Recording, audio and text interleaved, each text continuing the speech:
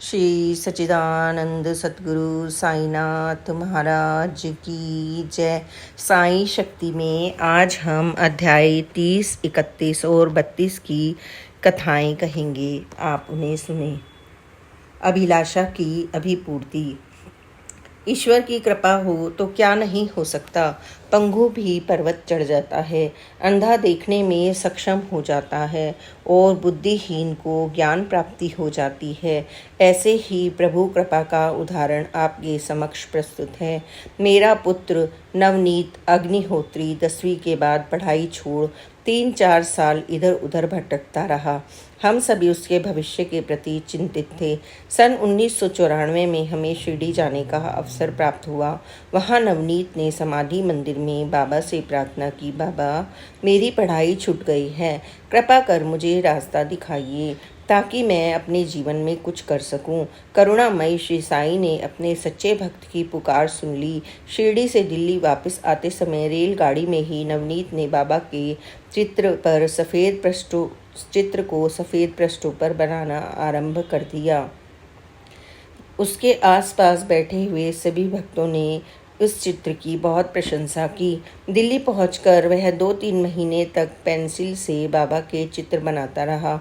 उसकी रुचि देखकर शिरडी साईं बाबा मंदिर रोहिणी के प्रधान श्री बीपी मखीजा जी ने नवनीत को साईं लीला व भगवान राम के चित्र बनाने के लिए उत्साहित किया और बाबा की कृपा से वह उन्हें बनाने में सफल हुआ। मैंने दिल्ली स्कूल ऑफ आर्ट्स में नवनीत के प्रवेश के लिए बात की, लेकिन उसकी शैक्षिक योग्यता पूरी न होने के कारण प्रवेश लेने में कठिनाई आ रही थी। उसके द्वारा बनाया गुरु गोविंद सिंह जी के चित्र को देखकर प्राचार्य ने उसे कॉलेज में प्रवेश दे दिया। हम सभी बहुत खुश थे, लेकिन नवनीत कॉलेज व घर के बीच की अधिक दूरी के कारण परेशान था। मैंने उसे कहा, बाबा सब कुछ ठीक कर देंगे। बाबा ने यह समस्या भी दूर कर दी, क्योंकि नवनीत का राजा गार्डन के पास स्थित कॉलेज में स्थानांतरण हो गया। आज नवनीत द्वारा बाबा के चित्र साईं धाम, छतरपुर, फरीदाबाद, गुड़गांव, ऋषिकेश के मंदिरों की शोभा बढ़ा रहे हैं। इससे यही स्पष्ट होता है कि यदि सद्गुरु को नाव का खिवैया मान लिया जाए तो वे निश्चित ही कुशलता और सरलता पूर्वक इस भवसागर से पार उतार देंगे। श्री सच्चिदानंद सद्गुरु साईनाथ महाराज की जय।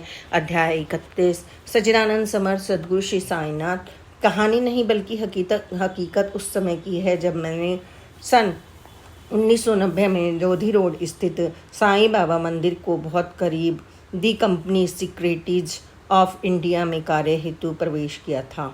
उस दिन से आज तक साईं कृपा से मैं बाबा के लोधी रोड स्थित मंदिर में आता जाता रहता हूँ। सन 1993 में मुझे बाबा ने अपने निवास स्थल शिरडी में परिवार सहित बुलाया और हम गए भी। बस से उतरते ही शिरडी भूमि को प्रणाम कर आगे बढ़ रहे थे कि एक गरीब बाबा ने हमसे हमारा सामान मंदिर तक उठाकर ले जाने का आग्रह किया। बूढ़ा जानकर सामान तो ना उठाने दिया, लेकिन आज भी मैं जब साईं सच्चरित्र जैसी पवित्र पुस्तक में इस तरह के अनुभव व चमत्कार पढ़ता हूँ तो साफ जाहिर होता है कि वह आग्रह करने वाले बूढ़े कोई और नहीं अपितु शिरडी के साईं बाबा ही थे। मंदिर में प्रवेश करते ही भीड़ होने के बावजूद भी बहुत आसानी से संस्थान के एक कमरे का इंतजाम हुआ। स्नान आदि के बाद बाबा के खुले दर्शन करके दिल्ली लौटकर लगभग 2 वर्ष इतने सुख से गुजारे जिसका अनुभव मैं किसी भी शब्द में नहीं कर सकता। किसी ने सच ही कहा है कि शिरडी दर्शन के पश्चात वहां जाने की ललक बार बार मन में उत्पन्न होती है। सभी भक्तों से प्रार्थना करता हूं कि कम से कम एक बार जरूर शिरडी जाकर बाबा का आशीर्वाद प्राप्त करें। उन्हें बाबा की महानता का ज्ञान स्वयं ही हो जाएगा। श्री सद्गुरु साईनाथ अर्पणम अस्तु। शुभम भवतु। श्री सच्चिदानंद सद्गुरु साईनाथ महाराज की जय। अध्याय 32। इच्छा पूर्ति। सन 1928 में इंदौर हाई कोर्ट के जस्टिस श्री M.B. रेगे कलकत्ता के दक्षिणेश्वर मंदिर घूमने के लिए गए। वहां उनकी भेंट एक वहीं रहने वाले व्यक्ति से हुई जो श्री रेगे को दक्षिणेश्वर के मंदिर प्रसिद्ध स्थान दिखाने के लिए राजी हो गए।